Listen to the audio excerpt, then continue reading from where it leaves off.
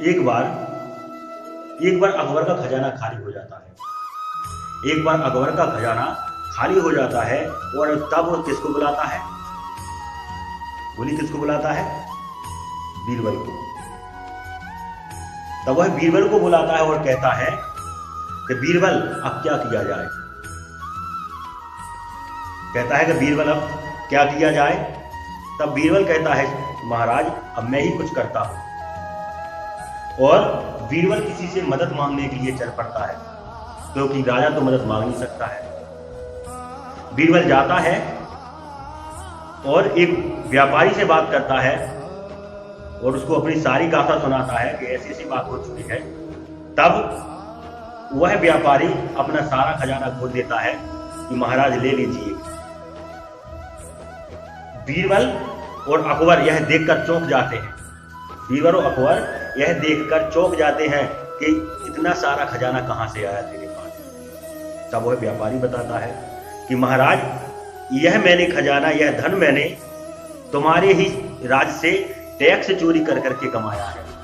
मैंने आपके राज का टैक्स नहीं जमा किया, इस प्रकार मैंने यह खजाना जोड़ दिया है। राजा क्रोधित हो उठता है तो कहता है तूने राज के साथ गद्दारी की है, तुझे सजा जरूर मिलेगी।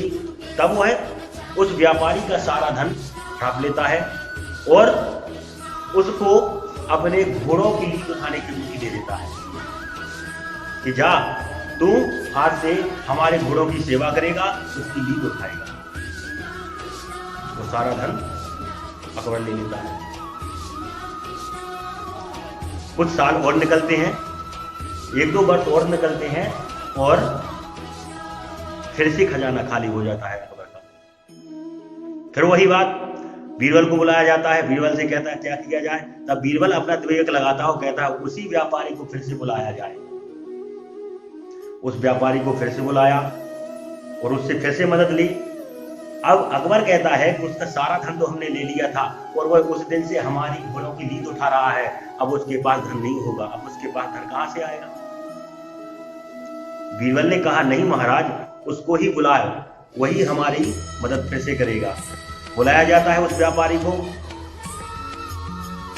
तब उसने फिर से अपना खजाना खोल देता है, कहता है ले लीजिए महाराज, आप पहले से ज्यादा मुझसे आप धन ले लीजिए, मैंने पहले से ज्यादा एकत्रित कर लिया है।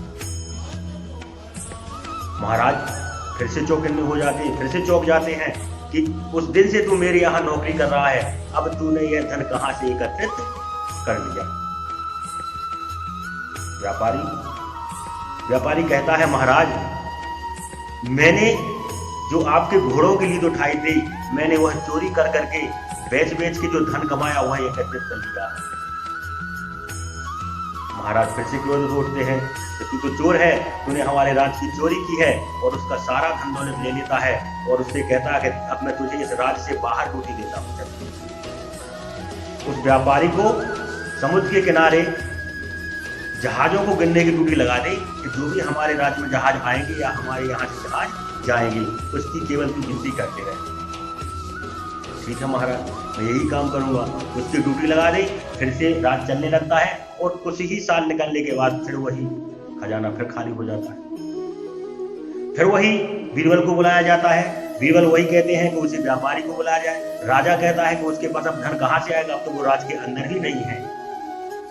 राज के बाहर समुद्र के किनारे वह जहाज गिर रहा है, उसके पास धन कहां से आ जाएगा। बीरबल नहीं माने और उसको बुलाया गया। तब उस व्यापारी ने कहा कि महाराज बिल्कुल आप मेरे पास से धन ले लीजिए, अगली बार से दुगना मेरे पास धन है। वो अपने खजाना उसने खोल दिया। यह देखकर राजा फिर से चौकन्ना हो जाता है, चौंक जाता है, यह धन कहां से आया।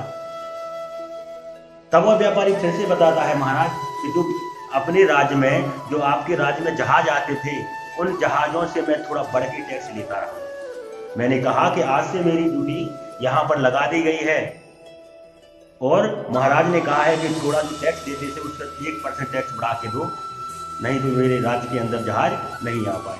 इस प्रकार मैंने थोड़ा टैक्स बढ़ा के ले लेकर मैंने यह धन एकत्रित कर लिया है।